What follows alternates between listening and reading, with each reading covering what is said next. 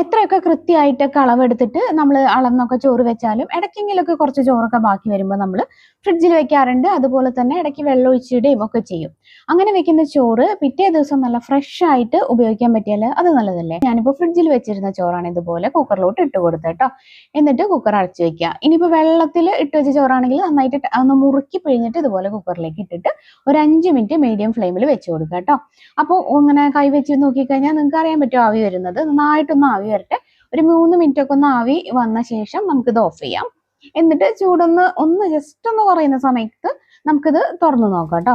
അപ്പോൾ കണ്ടോളൂ, നല്ല പുതിയതുപോലെ ഇപ്പോൾ ഊറ്റിയെടുത്ത ചോറ് പോലെ ആയിട്ടുണ്ടാവും. ചോറ് അടിയിൽ പിടിക്കുക അങ്ങനത്തെ ഒരു പ്രശ്നവും ഉണ്ടാവില്ല. ചോറ് ഫ്രഷ് ആക്കി എടുക്കാനുള്ള ഏറ്റവും സിമ്പിൾ ആയിട്ടുള്ള ഒരു ടിപ്പാണ്. അപ്പോൾ എല്ലാവരും ഇത് ട്രൈ ചെയ്ത് നോക്കുക കേട്ടോ. ഇതുപോലുള്ള ഒരുപാട് കുഞ്ഞു കുഞ്ഞു ടിപ്സ് നമ്മുടെ ചാനലിലുണ്ട്. എല്ലാം ഒന്ന് കണ്ടു നോക്കുക. ഇഷ്ടപ്പെടുകയാണെങ്കിൽ ഒന്ന് സപ്പോർട്ട് ചെയ്യാനും മടിക്കില്ലല്ലോ.